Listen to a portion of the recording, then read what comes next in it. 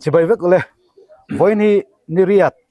April sang ni somni paruk nilai ni nia tuna hian Mizoram kholar berpol te zingami tourist tam takinan tlo wangchia kan oma tourism department an tang em maya helai wangchia hian tlo na sa sia no pangjok tele tourist local te point an hriat thiam theina turatan tin storytelling program an buat se ania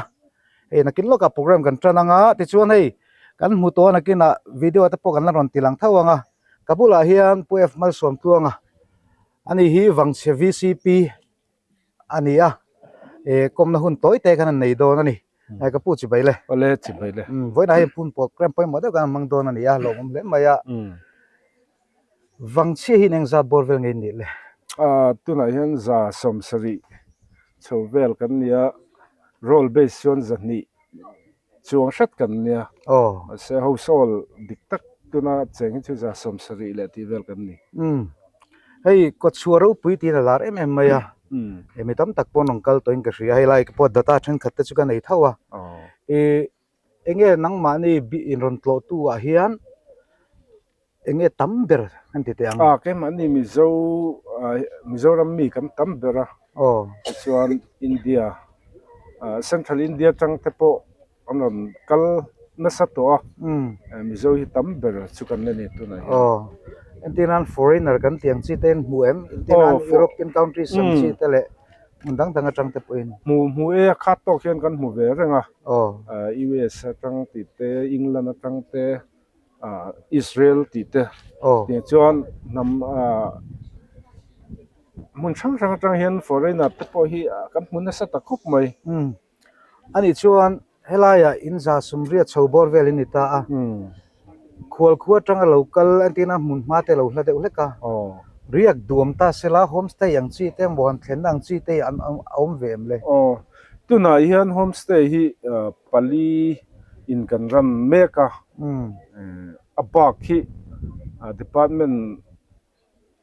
lots more IB ang chi mo kan nei chi lo wang hian homestay hi ni me tin traveler agency kan nei boka hei kan function thei titia tuna hian kain pe chan mek ani chuta chuan school no pang chi college po ni se group ang deuh te po ria theina tur mun kha ani ve a chauka te kan sak that mai theilo wang khan kitchen tur kha kan ram hle thei chi lo khum te po official te han mutna tur deuh big paruk kan nei to chuan mutbu donlop ti te blanket te po kan nei te la kitchen hi kan du thu sam kan le nei chi lo wangin kan let ran lutuk lo deuh leka chitiang chu kan din mun ani a tin kan chet angin tu na hian hei prasat noya building lian pui mai min ron sak dona hemi hi an sameka puitlin chuan ning nar takin riana om thei kan be se ya tin NEC noya aden culture noya tang hian or heritage or treasure the project noya hian heritage in som sakmek ani boka chungte puitlin chuan tourist tan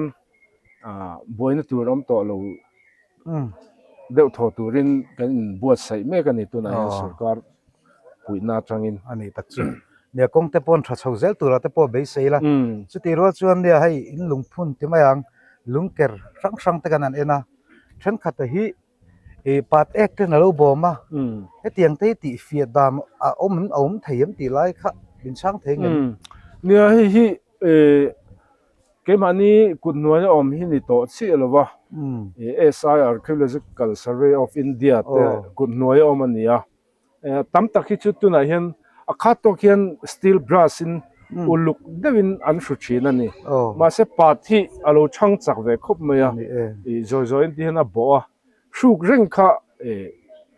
a him lo dan khawm ve an hruk pom dim deuh nan thua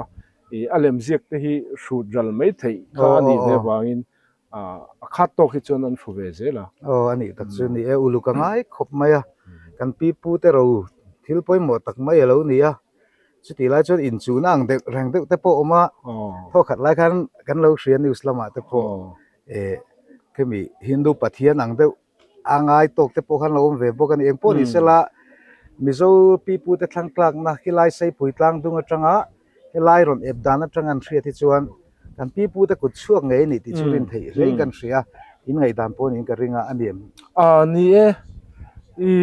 ตัวริสตัมตักเฮียนให้อันนั้นไงดันดังแต่ที่อันนั้นในชีนะอันเดมอมมีโลนี่เฮ้ที่ civilization ดังนี่กันมีโซ history ไงตัวนี้เฮงอาจจะฮิสางนี่ โอ้ ชื่อว่าเช่น civilization ดังนี่ที่อันนั้นง่ายพอหินออกมาจึงจะพอจูอันเนียลที่สุกันเนียลดูจวงมีโลไงดันสังขาตัวไหนเห็นออกมาคอยอันนี้เบรมตีค่ะตัวมันกันพิสูจน์เชื่อแล้วว่าอามาเราชูแกนี่ขดตั้งจนกันไงด่านจวนแห่งที่มิโซปีปูเตสูลนู่ไงนี่อาเลมเจียกเตรำสัจวงเตดินกันชนต้นด่านเลยเอ็งอมซงกันเอ็นเฮียนมิโซสูลนู่มิโซกุดช่วงไงนี่ที่กันปมด่านนี่อ่ะอินตักมิโซรำจับตัดเตโปยันจู่อันไงด่านเห็ดทัดอันนี้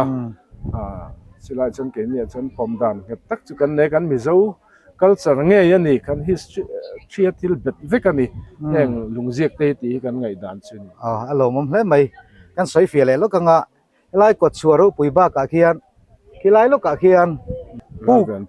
รัลเวนปูกเอาอมพกะหมูน้ำคบมากันปีปูแต่ครั้งกลางละสักลูกกะกันโซหนาทากแต่ปนเราละอมมาที่ไล่บาร์มากลางดุงอ่ะแต่พวกอย่างพวกนี้เสละไว้ในเตียงหุ่นรู้ตักไม่กันนั่นจังไทยกันลมตักเจ็ดตาดังนี้ฟังเสกขดลางแต่พวกเทโตปินเราจังเสรู้ละกันดูสักมาสร้างเปิดกันหลานเซวติค่ะใส่ดูว่าอินคอมเราหุ่นชดตักเป็นเสียมสักวันกันลมโอ้กันลมรู้ตุกโอ้กับบุลาเฮียนพีอาร์แล้วเราดิ้งทัวริซึมดีเรคเตอร์เอามาคอมเราหุ่นตัวแต่กันในเวดอนอันนี้กับพี่ไว้นะcommunity based tourismจิขัดตานะ storytelling program ยันห้วยขดที่อารมณ์มันก็ติคบมาเอ็งวางห้วยขดเงินนี่ตีไล่ค่ะคงไอ้ตะเกียนมินสิลเทเงินเลยมี community based ใช่ไหมที่จูtourism เฮียนกัน tourism promote นั่นเฮียนin sustain นั่นเตะเลยtourism อวางeconomy ทศกันในที่นั่นตัวเรน community based อังกันกัลปุยง่ายนี่กันติดตาเต้น tourism กัลปุยด่านตัวที่อัดทีมที่กันทั้งบก culture adventure และ nature based ค่ะนี่สิละมิโซรัมตันจวนค่ะกันสัลไทยตัวนี้กันติดตาจู่ community เนี่ยนะกันจันหัวขัดยังกันตีเหล่าขจวนเรื่องเหล่าเตะวุลจูกังเอ็งมาเหล่าขันเหล่าชวกเละไทยตาจู่ฟังจวนให้มีtourism promote นะยัน community เตลเราวินอติไทยแล้ววันนี้ติข้ากันไก่ด้านนี่วางเงินที่ฮันถัดเราวินกันทกันนี่จู่ทุกปันนะมี sensitize ง่ายawareness เปกันง่ายตาเดียงกันไทยอังเงินกันสิงกว่าละให้ไล่บิ๊กให้จู่วังเชียฮีมีจู่จ้างกันช่วยทั่วมาเซstory ตักฮีกันเชลล์ตานี่ไงด่านสังตมาตัวน่ะพออันคว้าไงพอยันอันเชจวงเรามาเสเฮติเรื่องไงด่านมูมัลเราเดว่าอากาศเรื่องค่ะอดิกจวงเราว่าจูวางินอันคว้ามีเตบาเคไลทนทูสิเทกันอมซีเราว่าจู่อันนี้บอกตากินเฮไลแค่เราพอฮีมุนเร่งฮีอัทนทูเนี่ยนักกันเชียดเราจวนมิชิงเรื่องรัวหันอเบรีเทเราตาเนี่ยจูวางจวนนี่กลุ่มเราที่พวกคัน storytelling competition กันที่ตา district wise สินจู่ทีวีกันไลฟ์เงี้ยจวนมุนหูดุอังกันหลังโปค่ะแต่ขณะนี้tour guide เต็นยังไงนุ่มเดวันใส่จวนค่ะอารมณ์เราคุยแต่เมมตาเนี่ยแห่งอังที่เราคุยลิตุกันในตาเซฟอินเช่นอัฐนทุสิตัวค่ะกันในเราตาจู่ตัวไกด์ที่พอนักกินอันกวาดจังไงที่พออินันเราละตัวร่างไงละดินไอโซนละมันจังตัวไกด์เราคัลปอินเองยังมาตั้งใส่ตัวอันในค่ะกันตัวจู่อันอัดลอตัวที่ทิ้งลงเฮ้ยเสียจังเถนะวนจังเถนะค่ะเสียมโดนะจู่ฟังจวนให้กันหันติดชินนี่อันนี้นะมั้งอารมณ์มันตักสิเจตาtourism department in จังฟิวมาย tun din munai ka lo khriat danin calendar thleng point nei ning ka hria Mizoram hun sang sangain malagin tumna saviau ni nan soya dikem kan tum ani berto tani chu tu na chuan calendar chu hei mi khwalte hip nan khan a fixin a hun khami huna khan kumti na umani ti kan ti ro ro wa po kha hun bi kan nei tir lo chuan khami tron chim du tura chim pa a local tur kat ti jok ti ang Mizoram ron kal du si ma se an local ni nge an ti ang ti she mai lo tan khan kha calendar kha tangkai tura kan ngaya chu wangin kan han ti thei tu chin ang kha kan han da phota chumi ni lo ang po kha hei akhwa te an lo phura enge moni han ti pui zok zok ang calendar kan da kher lo po kha thil sang sang chu kan nei chodon ani hi to ber na ta kan zo du chu tourism director ni ya nang po in peng na sang view te kan lo sia tun rel lo lu ta hian Mizoram tourist kan pung na sa view ni so yan ya adikreng em hai hi kan pun bel zel ten la ring em le rel lo lu atang hian apung lu to kamon thakata noi khat ang vel in apung emoni kan ti ani chu kan statistician kan nei fil fai takin kan record vekta chu nikum ang argut pokhan noi riat vel in visit ani tani chu rel lo lu atang ang khan apun na khan na sat na to ba chuan ti hian amai ro chu tuna kan insensitize ngai kan tia kan chan em na chana po hi tia ta dang kan thoka kan chang kha adi thei to lowa enge mumhan manglo yang kan thoka ni achana chu mi khwalin mi ron chim to sia kan lo la insensitize bok si lowa mi khwal lo don dan tur kan la in shil fil si lowa mi khwalan lo kalin engtinge kan lo silang kan la in shil fil bok si lowa chu wang chuan tian arwal hian thil panga vel hi kan tireng angani chu ngani thingtlang lama te kan kala khatyang site nei te kan vasil ta chuti roalin tour guide training te kan lo ti bokanga chuan chuti line infrastructure improvement lo nga ya kalkonga website amenities mumal kan lo nei lawa ti khan engkim me khami khwalin mi ron chopul tabok sia chu wang chuang kan tang ngoya masela Mizoram hi kan bora ka thiang lim em ma chuan keini ina ngai kan lo nei me engani hon me long ti te khang ang te kha mi tan chon thil mak deuh me kha lo nia chuan tu na hi chuan India ram anga hian alakal zel tura ka nga ya hi mass visit place ti ang chi state ang khan minanda chawnin ka sia tun mak chan Sikkim ki tlong nge turan ngai ta ni khatle mi ron in daiwa tanga Mizoram hi tlong nge tur zinga kan tel chodona anga chu wang chuan kan ti na satangai ha chol thei pon ri sei lo to na chuan mo poi mo hle mai tourist antama Mizoram mi puite point tourist local te laka hoi hom kan zir te po ngai nun chang moi tak manners ang te po kan thria tanga ya tempo ni sela ani tourism department point rom man ma mo mi khwal te chunga that chwa thei hil su te kan kal na pyanga kan soi che na voina po kan sei le ange mi khwal te chunga that chwa thei hil su te khama ne min lo lom tu na na chu kal lei kan chak moi moi ani thina chu wangin mi lo thir tu zong zong te Mizoram tourism an lu zela theito pa don sun ko ngate polite tak si in Christian kan din na lantir chung zelin lodong song thei tu point kan in so madi aping kom na hun tak min siam sa ka wan kan lom kini po kan lom de to ke ale voina hetilai wangchia khwa community based tourism storytelling program thon thu soi ngai thak na hun program tourism department ina kan buat sai chim tura local zong zong te in zawa in tourism department mingin chibai kan buk chau ani voina hianin kan program hi aseilu tuk don lawa amaro chu a interesting em don ani no pang local com te point hetilai in khwa wangchia chanchin voinia hian in sha thar belle dona khate po kha pu ke si khumale pu si wanlal chuanga te in hetilai wangchia chanchin min shil tur te po kha thataka in ngai kha ka nakina in lo thanlen huna po khang te kha in chom nun zel kha kan dua chumi awang chuan he program po hi buat sai kan ni ti kha kan soi masa a chuanin voina hianin tourism department hianin hetilaya keima ni department chawin hetiang program hi kan lo buat sai theilawa VC le khotlang shwai tu te thopuina kan hu tha em a hemi awang po hianin khotlang shwai tu te VC le NGO sang shwai tu te chunga po amasa in nom thu kan soya chuanin atir bera kan director PR lal ro dingi tourism director hi thu tlem soiturin kasom dua ani hianin aduang angin community based tourism poimo na te le wangchia hetiang program kan lo buat sai chan te hi min lo shil turin lo somang u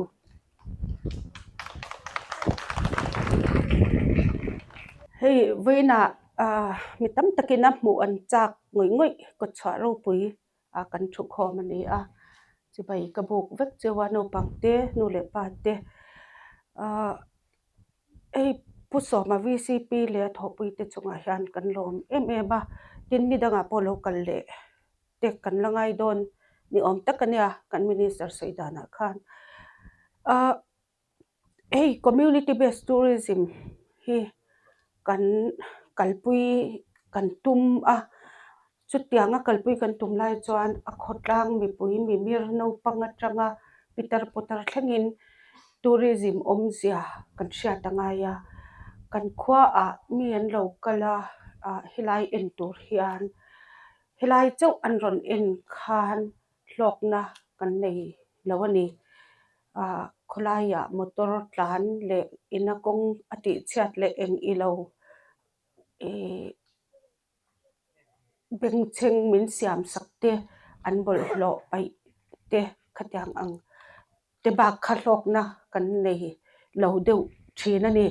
chumi wang chuan hetiang ang pitam takina an tlo du te kan lo nei chuan engtin nge khotlang pui nei lo that pui zo kang ti kha kan shat thia mangaya mas sabra chuan mi local te reng hian mishing hlim te hin hu chak thina ni chuwang chuang kholaya kalte no pangan ni amo mel dang in hu te khan vai po lo ni se namdang deuh mi zo tong thiam lo po ni sila lo biak thin kha tha ma hei helai me wan lo thlen to chuan chi bai ti ang te hi chu an hri thiam ve to maya chumi ni pun hello hi lo ti te no pang te phei chuan in tha how are you ti ang te mo ka tyang ang kha in lo ti ve thin te khan no aman ti don ni china khan chokmalam program khan VC ten min do sakwangin emping khamin ta sak khamin lo pe kalom ma kha ang chi te kha heta khwa hian nang ta thiam te khatyang ang chi engpo kut them thiam thil nei in lo nge in karenga khatyang ho khan lo siam thin ulang ti chuan mi khwal te local khan wangchia sha tring nan thil khalei thin sila chu mi kut them thiam chuan zon na thadeu kha lo nei thei don ta tin chumi ba ka chuan solaya son mi an local kha hei tui te emo vai thil siam sa lir so an zuar ta so nga te po son helaya nang mani na in siam kho chung mi na in siam te azor thei karinga chung te chulo ngai to ta ula chung siam te chuan zon nain lo nei le don ta ni tin chu ba ka chuan homestay in nei te hotel khatyang ang chi reng kha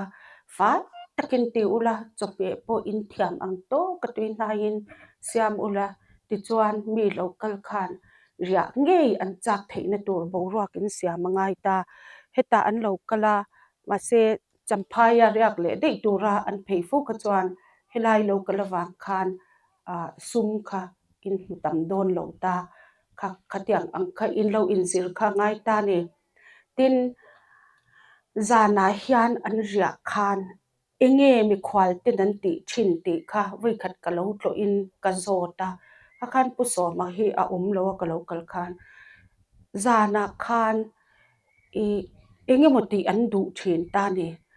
chung ang te chu a khotlang in ngai to thiam kha pui mo ta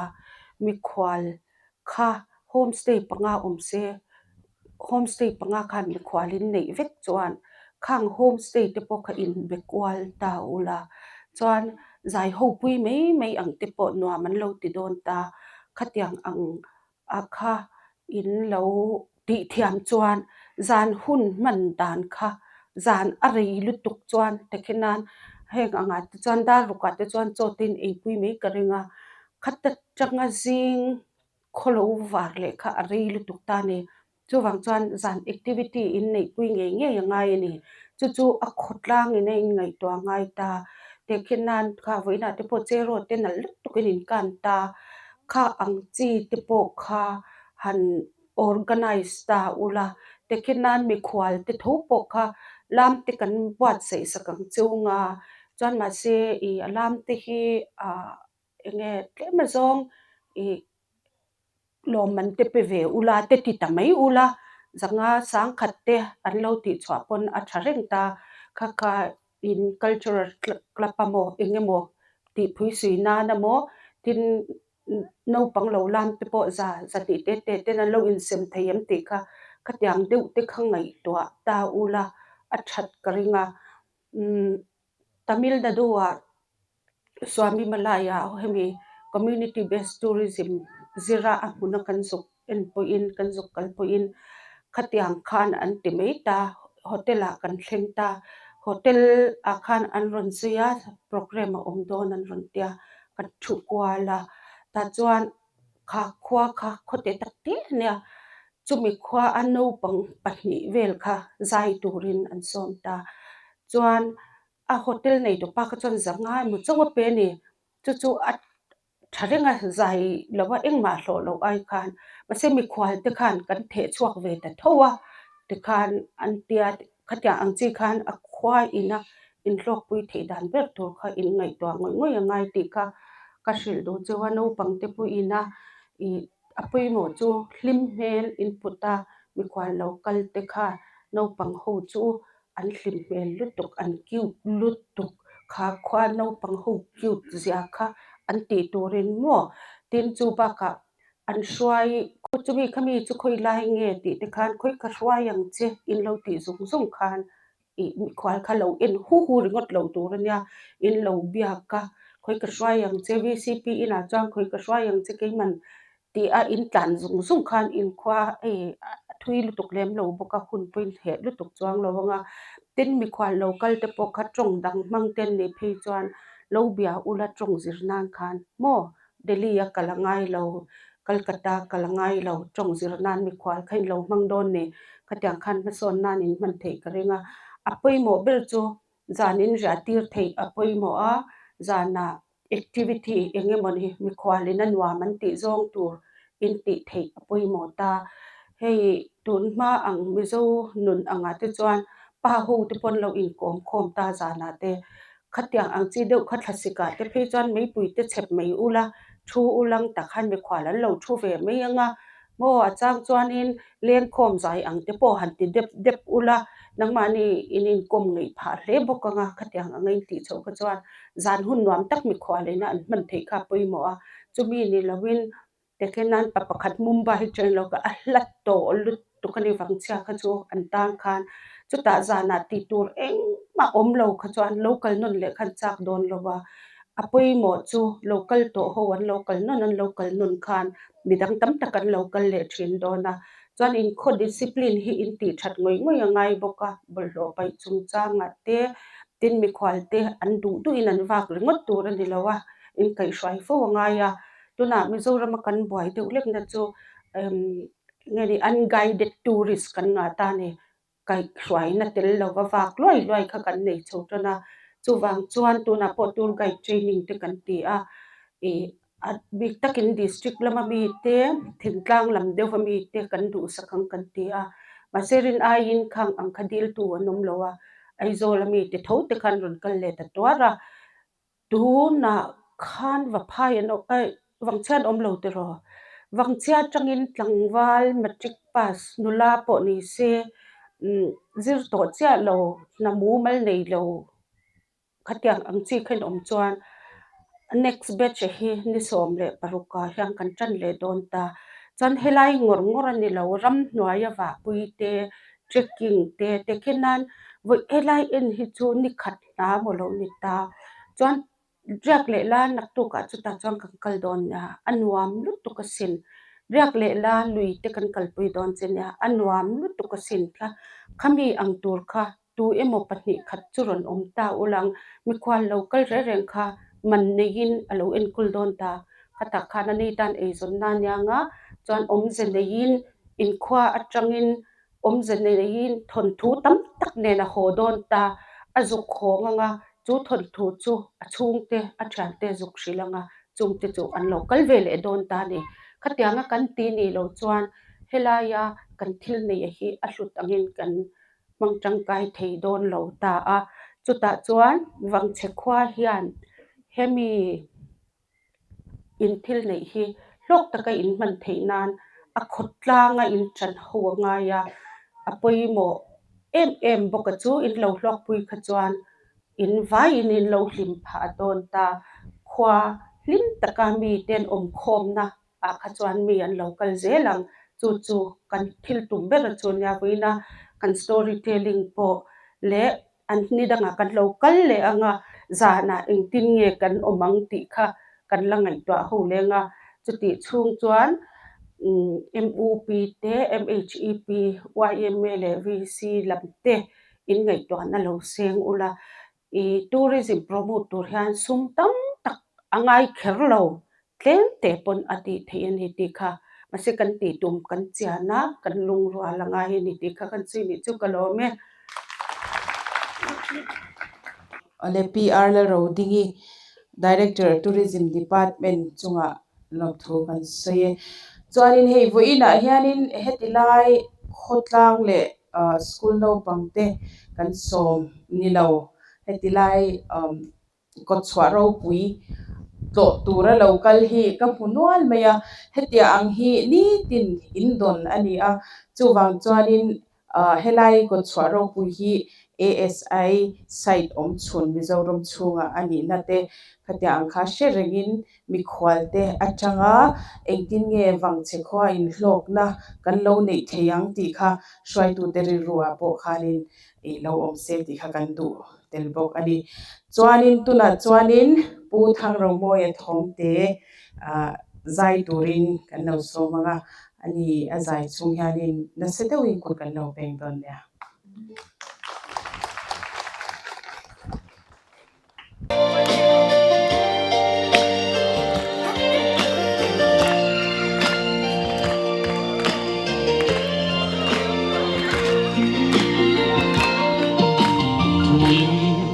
thiam lo kan kang ram moi chu I ching mit ngein mu vela kati dile kusul par boy tin hulna I fan ngai lo ram lung chim ten ka fan kuina se thiam ten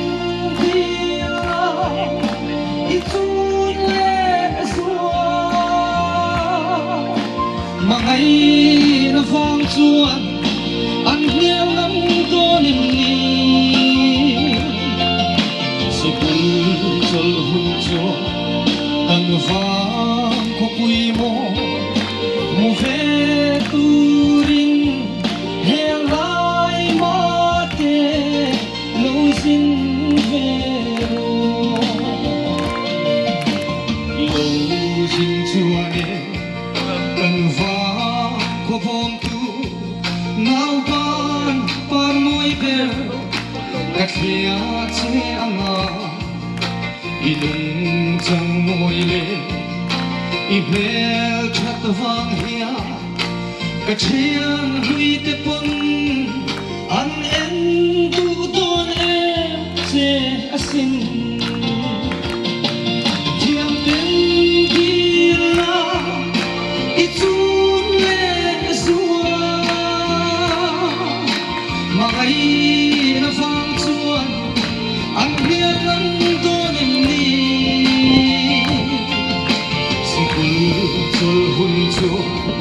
kan vang ko pui mo mu ve turin helai ma te lo sin vero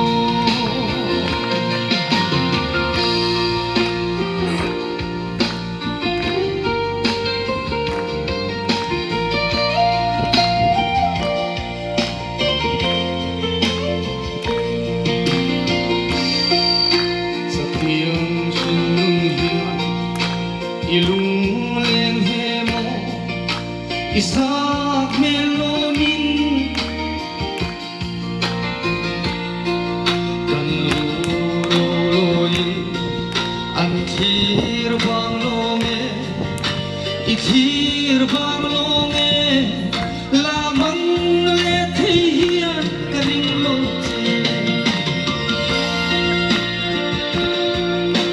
itun le makai na vang chuan an hial rang donem ni sikul chur hun chuan kan vang ko pui mo mu ve turin helai ma te lo sin vero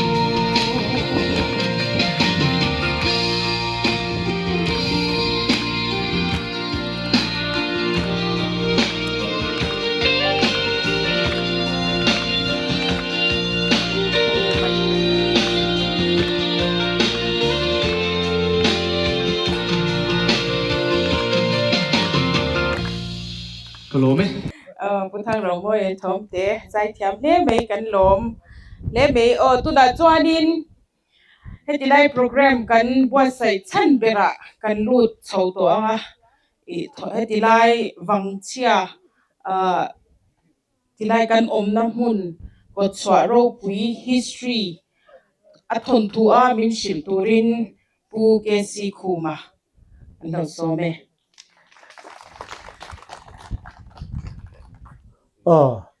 itu na hian wangchia kot chua ro puya kan oma hetia kan veilama hoi tha mai khu chiao ni a chak lam zong ki chu barma ani to a ki la ya thingkar kan mo tlang in khampei ruwa ki kan historian lian pui pui na len tlang an ti fo sei pui khur om na kha ni len tlang dung om lai an ti an sei fo kha ni chuan chu tian ne chuan mi zo khua chuan wangchia chu chiao kama om kan ni tin wangchia hi hei pi pu su no awang hian khopui taka lo ding to aniang ti hi arin thei mai ne lovin a hriat thei ani an so no tang hian etuna po ko choro pi kan oma tuna kan don kal to na solam zong ka mun lui ve kan ni an in mun han chon dan te a in thua dan te le an su nu chi rang awang hian khotlem te chu an ni theilo amara chu engza chi nge an ni ro chu ke ni ang tan chuan hriat chi ni lo ani tin kot chua ro pui han ti hi tun ma mi zo khwa te khan khotinin kot chu an nei veka wangchi na tun hun khinga kot chua hatiang taka lutak mai kan na nei hi khowan nei tak kan ni in ka hian tin enga tinge khodanga po ko chuama he ko chui ko chuaro pui an lo ti bi le ti te ka ai to na lut foga khodanga po ko chuan ne ko chuaro pui ti min pu po ka hrengai lova ko chuaro pui ti hi du lian tong dik takanin a chan ni a kan han rin deute ko chuaro pui min pu sela tia an phua ti la hian kan la piang lo kan om ve lo ani amara chu a chan nei thei om mang o ti chu rin thu si huai deu na sei thei ani heti hian tun ko chuan kan oma helai hi main road an main road ma lai main road chuanin he kong hi mun ni Myanmar atlanga Myanmar ho chuan thlang tlak kong an lo tianin chuan pakhat le hi he ta tran zowa wa phai lama lur zowa far kon lama kal phei le am man lai hi chuan an tai ma khopa an konga hian a chuata lungten pha abanga lungten rema ปุ่นทันขตาจนจลนตัวนี้อ้อมตักสตรัคเจอร์ที่ฉันโลเรมบอกกันจุดที่งากงลุงโลผาวางแต่จวนยังฟาร์ก่อนจวนลุงราบีอันโลที่อันนี้จนประกาศเฮตาสเจบลมาพิเลโซตาพิเจลาไซลากาทิ้งไซอะทิ้งไซเลไซลากาที่มันนอดวันไลพายะอันนี้เขาจวนมีรองกงหรือมีรองลำเลียนอันโลที่อันนี้จนประกาศเฮตาโจเลโจปุยกลางรอลขังะคุยคำนัวยะจำพายโจลกินอาพิเจลาจำพายเขาจวนไว้ลำเลียนอันโลที่อันนี้จนประกาศเฮตากระดิ่งละมาเฮียนเลียนปุยอาพิยาเลียนปุยเขาจวนมีรองกงหรือมีรองลำเลียนอันโลที่อันสิฟิลนัวยะตุนมาเลยเส้นขวากันที่คนนัวยะอาการพยายามเลยเส้นอุปจนมีที่กงอันโลที่อันนี้จนสีมิตรกาน้ำจนมิโซอุปอินมิที่กงมิที่เราสวยนักก่อนที่สวยก่อนตัวนั้นนิ้วสวยก่อนขอมาตักสอนชวกพยามันจะปวดลำหัวนักตาจุดที่อังกงช่วยทำปุยปรุกจู่เหกดชัวเราปุยนั้นลุดสูงมาอย่างนี้จวนกินนี่ขวายฮีกันฟิงแล้วว่าตุนมากันนู่นและกันป้ากันปีและพูดจวนตุนมาจนเฮตรังเห็นโซตาสนลุงขัดปูตากันนู่นและกันป้าเต้นลุงพุนตานาเตตัวลุงเรมาเตอันเชระกินนี่มีปนเอาปังจุกันลูอินบีรูกเสียกเชิงอันเดียนี้กันหมอลมาตุนนู่ครึ่งขันหุ่มหัวนาจางกันเรลวะสังขันจะกลัวสมกลัวนุละมาโปกันละลานี่ตัวนาเฮียนอาเตนกัลจรณะอาริโกดานี่ก็สวยสวยโลจวนลุงจันนี่แหละสมลีแหละปลีระดิ่งนี่ASI ริโกดาเฮียนจันนี่แหละสมลีปรุกนินกระยำก็เชียงก็สวยสวยไม่เทียก็สวยสวยปนนี่ขัดบ้ากันนี่ละวังดินกันกดสวลุงพุ่นฮีดังลำเนี่ยจู่มาสิเปิลเทียจีก็มโลวะลุงฮีอันเกิร์ตปาตินอันลุงพุ่นฮีเชร์นูมาโลวะเชร์โลวิกลุงข้าสารลาววิกันนี่อามาจนไตมามาเล่มฮีอันจีก็ที่ฮีอันเฮตียงรันที่ฮีกันโลวุละเฮตียงมันรัวที่ฮีกันโลเนียเฮตียงเห็นชุ่งกว่ากันโลเจงะอันที่นั่นนี่เมล้อมตักเล่มฮีอัตมาตินอันเล่มจีอังเงมอังโลมเฮลายฮิจูอันจีกสุลันนี่หันตีตัวเรื่องวังขบมายาอันตุมาฮินันจีกลูดวิกที่ที่กันฝักนานี่อันตินมิโซกัลจาร์หันสวยยันวังชกดจัวรูปยลุงพุนมิลมายันมิโซกัลจาร์มาทีเรียลที่ทำไม่นิ่มซึ่งอันจนกันปีเล่พูดแต่มากจีเตค่ะวังสกดชัวรูปุยเฮียนโจรัมหิมินสิลนี่เฮียนกระชีนะกินนี่คงหากตัวที่เฮียนมากันใช่หรือมีเทียมโจกเตมีแต่มาโจกเตมีริลโจกที่กันโจรังไม่มีรอนสิลที่อุ้ยกันติดชีนะนี่เห็นที่ปอยโมมาตินวังข้าอัตุนมาจันจินและอสุนโนนี่เสลัมใส่ไม่จีหูเราจูเฮตารำหัวยาคำเนียมเดว่าเตลุงข้าสาเตให้เตียงซีเขียตำมาอาบุบิดลว่าตินกดชัวกันที่เฮลำปังนิตรักนั่นละมาซ้อนออกมาเฮไล่เห็นอมบุกันนิตรักนั่นละมาซ้อนตัวนั้นซ้อนลุงปังอาลอมาเฮไล่มีจนไหนเดี๋ยวตัวกันกูหันเตปนกัวเรียนมังลุงขัดมันจะลว่ากันละโจวิกตอนนี้อันปั๊มไม่ได้เปรียบกับป่ะจู่กันขวากันโลมอลนั่นมาเชื่อจุน่าชวนที่เฮียนอุลุกตะกินกันหุ่มหาเวตัวจินสรการตะปนที่ยันอันเด้งที่มันเห็นตัวกันหลอมมาก็สวยก็เสียส่วนเราจวนเดลียควรเดลียจังนายเตะคนสรการินรำเฮกตรสมนิปัสริยเลยครับแต่จวนอินเดียรำสเตทฟังเลยยูทีเต็นด่ากินเวกงสเตทเลยยูทีเตขันอันรำชูงทิลปอยหมอขันทอเวกังจุดเตียงตันจนมิโซรัมเฮียนกดโซโรปุยทอเวอับดิลิซีระคนอันดินดอนนี่ตะกันนี่ข้าอัตรางปุยนี่เสละอเบะบอมาโซฟัดทั้งตักนั้นเล่นกันสวยงามที่ไลค์กันฮิสตอรีนเรียนปุยเตนะซีปุยคุรอันติขานิมไต ta tang chuan mar ho chu tin thangan ron ta he ta mar wang chia chu mar hian nam lomin thangan ta wang che nam lom chu wang che khua hian ama von thleng ni hian wang che khoming kan puta ni chuan le ri ho khan ron kal ve le ri dil ka ma khian an oma ri dil ming ma sa chu le ri dil ani chon chim hon an chuk khala champhai zol kin an oma champhai zol a son an traman ching thina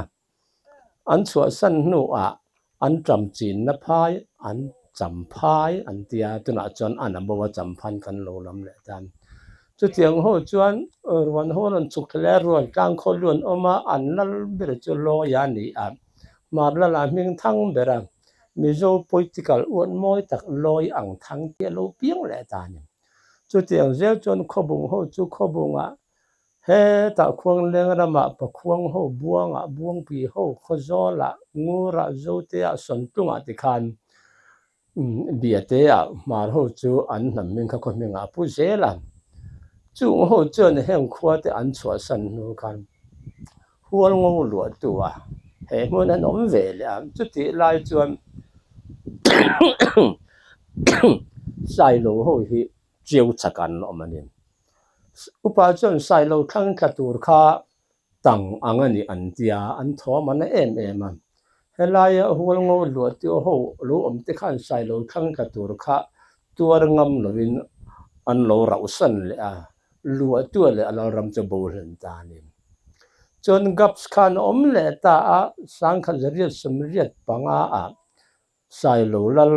lal thoma fa pa up ber thom puyan punei chung no ate pulian su ka te lung rual puin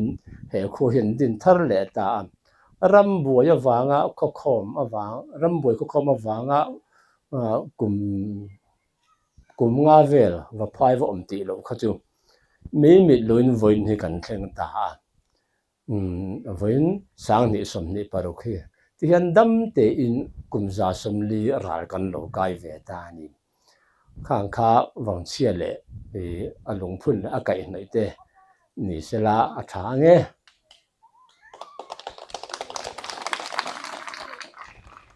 ni lung ziak chan chin kan ti don nga ni kan thei ang soi kan han tum anga rala tang ringot chuanin ni riat a har deuh dona chuan ni lung kia hian kalin kan ko kanga chitil chuan kan soi don nia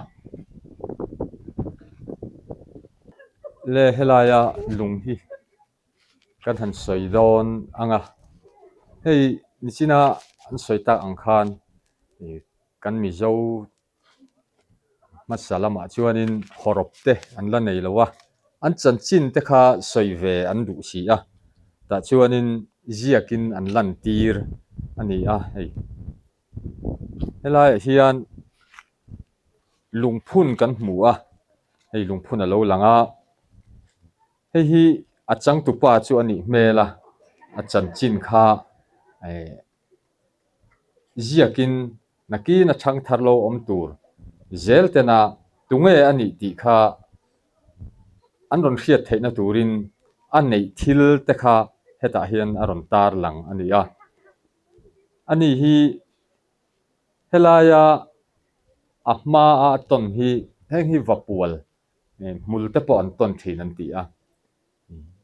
hetianga malama an ton hi chuan in lama thang chua chuti ang mi chuan ni a chong te po lo chen to thin khati anga miro pui tak kha an ni a ti chuanin nung lama hianin ei ta hian chon an ton thina hei hi ram lama thang chua le pasal tha ral that theitena an ti thin ani a helai an chon ton ro hi chu sakor mei te hi an siama khita Chin Hills Burma khianin ataka mu tur lo la kol thate an oma asen rong sen hianin an chu thina he tiang chon hi asen rong alo kai thina chu kan pi le pu te khan lo them thiam khop maya chu rong chu thing pila tangin an siam thina nian ti chuan hei hi a in do na man ruwa a fei ania fei po hi a chi hrang te po a omani ome an soidanin se chun fei te po a oma chuan heng lai ziak neu hi heng hi an ral do na an pho nia heng hi an ram satha atang te emo sial vun te tangin emo an siam thina chunglam a hian avon na an siama tichuanin mi hring lo in ven na tok alek nuam tok hianin an pho chara khong tak main tichuan zang khai taksi khong tak chema hansa kher hok thei lo tur ni om tak hi ania king lai chuan atakin mu tur an la om ani tichuan heng hi an nei thil te an ron pholan na ni mi ho sa le khosa thei an ni zia an ron tar lan na kha ni a heng hi an dar bu lo in tlar te ni a heng te ro hi chu thina thi wal te pon yange thi hi chi rang a om nual maya chung te chu an ron tar lang ani tichuan hela hianin mol a koi deuh hianin an suya heng hi kol that mu tur te po khilam kho chak lam akhian atakin al oma heng hi engtin nge isoi thei lo ti mai theya chin hills state a khianin heng lung ziak hril fia na tur zong hianin kan han kala kho upa te dam rei deuh ho a chan chin hre tur deuh te kha zotin chu tiang chuanin kan han koma chunga tanga kan hriat te chu ani ti kha kan soitel du bok ni se heng hi thing an sui azia atial te po hi oma tawung antia aminga chuan chang phel don te hi an ni hlom azia te chu asiam tu te na an siam dan khan atial chu za te chuan in ang vek lo mai theya heng hi miro pui deuh heng pasal tha te in lama thang chu ram lama thang chu ang chi te khatiang an thi ni khan in vui liam na an mang thina an thlan an pan na konga an lek sio chumi an lek mil pui tur chuan hemi tui thol a hianin seki voin asset hi chuanin paruk ani a chung te chu an ham ri ruaya chumi mil chuanin heng tiang te hilekin thana an lo in vui liam thin ani hei hi laiki nge mati mai turang chi kha ani a heng hi nia pasal tha ho te thon thuwa kan lo hriat ang khan pial ral an pan na kal konga hian nisa tuar lo turin heti ang ran te deuh sangar vun te po ni mai theya an kai phat thina ti chuan an rep rawa a leng lep thina chung chu an thana ruwa nem deuh kul thei tur hianin an phuna chu thi in a lo chem hian a leng lepa chu pasal tha chu pial rala pal na konga a tharau kha a lo zar dai hlim sak thina nisa loin ti chuan pial ral apan na kong akal thina ni antia ni ta po hian hei a hrang lo langa ni china kan soita kha heng te hi an thi te kha a fia zok in a lo lang ta a chuan heng king ko tan tia ralulak chem ani an ti a chuan heng a te po hian an nei thil hrang kha manlai chuanin an harsa a tlak chop deuh ti te ang an hmu rem chan anga piang kha man ruwa te siamin ti chuan tangkai takin an lo hmang thina helai ziak te po hi alang fia them ka hrelowa heng te po hi vai sam khui kan ti ang chi kha ani a ti hianin ruwa kha sin te in an phela a mor an zuma ti chuan heta ala hian an chep beta ti chuan chung ti chu sam khui na tan an lo hmang thina ni ti chuan mizo nuna bet tlat chu zu hi ani ome chu pasal tha ho te tin chong an chen ni khuwa te zu hi an in na sa thina chuan rak zu kan tiang te po hi an lo siam chuak boka chu heta po hian a lo langa hei hi hemi kual hi don kon an ti a an siam chuaka ta hianin arem chan na tur angin pipe te khan la chhongin zu kha amma sabera zu bela khanin tuyan le chewa ti chuan an chuanga chumi chunga chuan dar bel ruak an chuang le a chung le a chuanin bel pa ngai a khanin tui vot kha a khatin an da ta a chulai alai bel chu rek popin a chunga chun don thleng an siama kha zu chum tui hu kha chu don thleng a chun a lo tling ta a chumi tling chu hei hianin hemi mang hian he don kon mang hian apon an la chuaka ti chuan uma te an da na rem chang anga pianga khanin a lo far chuak thina na ti chuan rak zu kan ti zu fir thadeu kha an lo siam chuak thina chuan siam chuana man ruwa poimo tak pakhat chu he don kon hi heta po hian an ron tar langani ti khan helaya kan mu thei ang lungziak ho hi chu kan du tok thot mai don mi ni ang helaya aziak lang thei china hi chuan a tulan le mun danga ziak dang om te po kan soi zel tur angai ta ila mun danga om lo kha ta hian a om ta a hi killi nei ang hianin a om ta a hianin sin te in a tial hi om phei ta a hi enge ning o kan ti a hi ta run kama sai muna khian kan han kala khu ta khuanin nu upadeu pitar le putar an oma han zot te wan ti a kan zukala an in kan lu ta an khum lama tang hian kan lu tlat ma chu an lu dan thin ani a kan kal phei zela apia an erong bol na chauka kha alo oma ta chuan an pa ber chun alo pom ataka mu tur kha lo oma alo tum me ka phaidar an ti a hi thir hrui kan ti don nge guitar hrui ang deuh hi ani ome akut le lam hian hetian pomin ading lam le velam hian tian a hrui malte te hian alo thaya achin nge zaina man ruwa an lo mang ani chu phaidar an ti a tunla chen achin nge kan seng guitar ai o hian yang chu tiang chuan alo tuma lo zai pui lai kha kan han nang fu hlok maya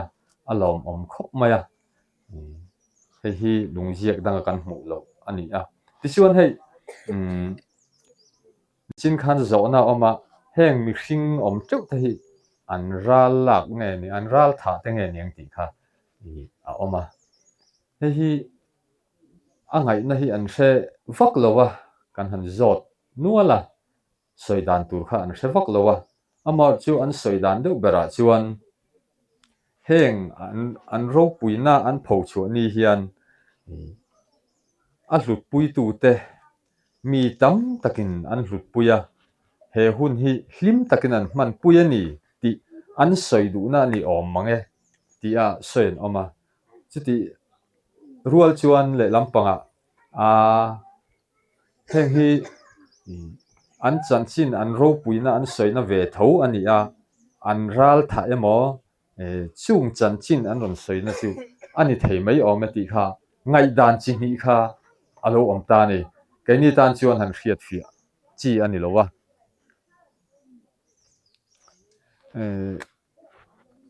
thang tharam ni thiam jok ten an la ziranga atakin kan la hetura ngai ta ila a thome chun lungphun then khata chuan khar varantia an tai hren na kan nau nang ni chu ke ni chu thingtlang oman nia kan hmu pha a hetiang tiat vel kong chil ti te pen an sei anga atlang le tla hanin la khati khana oma a korong khan an thila ai ni zom vek ta an ko a hian an chil bet thin ani chuti ang ta chu ani a ti khanin hela hi kan du tok don am ni niang a trulan le mun dang an ziak kha kan soi neu nga a ba khi chu han soi dan tu heng lai ziak atang hi chuan kan soi zo thokhat mai mo ale khang ta kha helai lung ziak atanga kan soi thei chin chu ni sela kalome atop lampang kan hai to nga tuna chanin I hetilai program toite kan manna lom thu department IO in soi kan du a chumi lom thu min soi saktur chuan Dr. R. Larin Chani Deputy Director somange Amasa in Voina Community Based Tourism Program Storytelling Program heta wangchia a kochwa ro puinge ya avikhatna ta na kan mang the hi alom kati a zeta alo he hun alo tinna atana thok tu zong khotang department le enge mi shang te inchunga lom tu kan soya abikin khotang min joy omna che kan VC pusom le athopui te VC member zong te inchunga tinlung takin lom tu kan soya tin kotang no le pa te po kan lom mani te kan soi boka tin government middle school high school le PES te miron joy oma kan loma tuna antu soi zong te ka kan storyteller te na antu soi te kan director te na antu soi te mi sang zwalin na tu soi te ka inruwa vong reng ula tuna storytelling a hian top me lo se tuna kan story soi hi na enge Mizoram pa ka India ram zong te po la deng chwak vek se kan ti ni chan helaya local zong kotlang no le pa mi khwal te le mi in zabai chunga lom thu ka se lo ne Dr. R. Larin Chani Deputy Director Tourism Department chunga lom thu kan soye tikhanin voina kan program chu kan storytelling program chu alo top ton ta voinia hetilaya no pangpe te no kala nachina kan director in hun tir lama khanin